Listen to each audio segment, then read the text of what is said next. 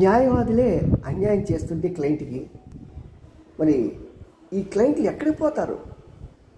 వారికి న్యాయం ఎక్కడ దొరుకుతుంది? ఎక్కడో వరకు అక్కర్లేదు, నా మాట నాకే, నా విషయాన్ని మీ అందరికీ పంచుకుంటాను. మేము 2016లో కృష్ణా జిల్లాలో గురజాడ అనే గ్రామంలో ఒక 200 స్క్వేర్ యార్డ్స్ ఇంటి స్థలాన్ని మేము కొన్నాం.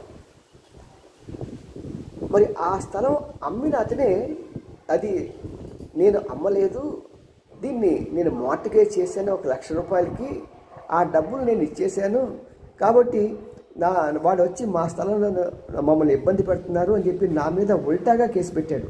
వాస్తవం ఏంటంటే అతను 2016లో మా ఇంటికి వచ్చి బతిమాలుకొని, నేను చాలా అప్పుల్లో కష్టాల్లో ఉన్నాను, మీరు కొనకపోతే నాకు ఇక్కడ కొనేవాళ్ళు ఎవరు లేరు అని చెప్పి మమ్మల్ని బతిమాలుకొని, మీ స్థలం కూడా చూడకుండా మేము ఆ స్థలాన్ని సేల్ డీడ్ ద్వారా ఉయ్యూరు సబ్ రిజిస్టర్ ఆఫీస్లో సేల్ డీడ్ చేయించాం.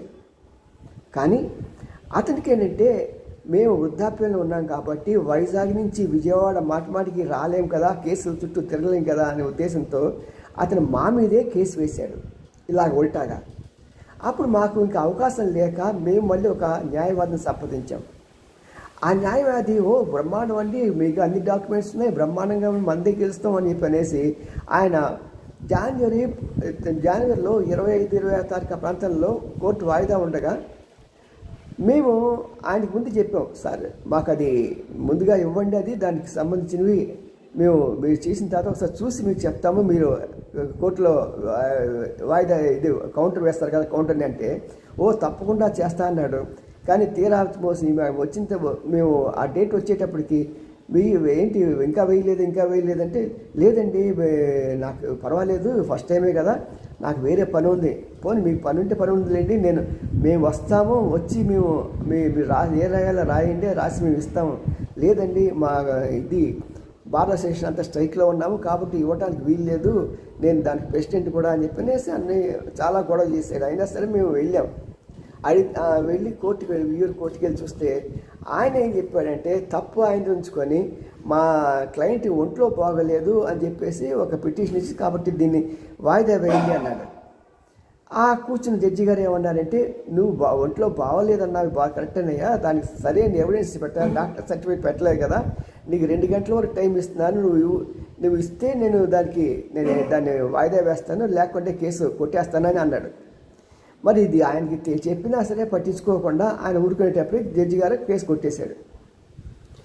మేము వైజాగ్ నుంచి వచ్చి సుమారు 25,000 రూపాయలు ఖర్చు పెట్టి ఆ ఉయ్యూరు దగ్గరికి విజయవాడలో దిగి, విజయవాడ హోటల్లో రూములు బుక్ చేసుకొని ఎవరక్కడ తిరిగి ప్రయాసపడినా సరే ఆ రోజున మాకు కేసు కొట్టివేయబడింది. ఆ తర్వాత మేము ఆయన దగ్గరికి కలిసి, సార్ ఏంటి సార్ ఇది పరిస్థితి, అదేం పర్వాలేదు సార్, చాలా సింపుల్ విషయం, ఇదైతే మనం దాన్ని మళ్ళీ రీఓపెన్ చేసుకోవచ్చు అన్నాడు.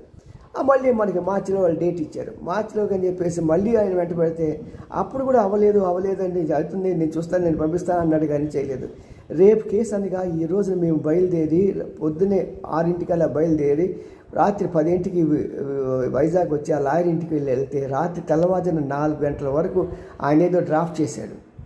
ఆ డ్రాఫ్ట్ చేసిన తర్వాత ఆయన అన్నాడు కదా, మీరు ఇలాగ నన్ను ప్రెషర్ పెట్టేస్తున్నాడు కాబట్టి నేను మీ కేసు డీల్ చేయను అని చెప్పేసి మా డాక్యుమెంట్స్ మాకు ఇచ్చేశాడు. అఫ్కోర్స్ మేము ఇచ్చిన అడ్వాన్స్ 10,000 తీసేసుకున్న కేసు ముందుకు వెళ్లకుండానే. మరి ఏం చేస్తాం? వాళ్ళు అన్నాడు, నేను ఆ తర్వాతనే అన్నాడు కదా, మాకు ఇది మీరు నన్ను చాలా ప్రెషర్ చేస్తున్నారు అంటాడు.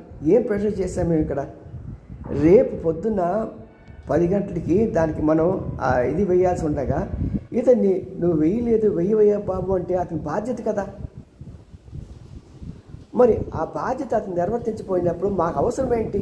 మేము అక్కడ వైజాగ్ నుంచి మాకు ఆటల ట్యాక్సీ బుక్ చేసుకుంటే 25,000 రూపాయలు రానుపోనికి, ప్లస్ లాడ్జ్ ఖర్చులు, టెన్షన్, తెల్లవారుజాము 4 గంటల వరకు ఆయన ఇంట్లో వండి పొద్దున్నే మళ్ళీ 5:30-6 లేచి తయారయ్యి మళ్ళీ పొద్దున్న కోర్టుకి వెళ్ళాలంటే ఎంత కష్టం వృద్ధాప్యంలో ఉన్న మాకు. అది తర్వాత వేసిన తర్వాత వెళ్ళే ముందు మీరు నన్ను ప్రెషర్ చేస్తున్నారు కాబట్టి నేను మీకు ఇది ఇచ్చేస్తున్నాను, మీ డాక్యుమెంట్స్ మీకు ఇచ్చేస్తాను, మీ అడ్వాన్స్ మొత్తం నేను ఇవ్వను అన్నాడు.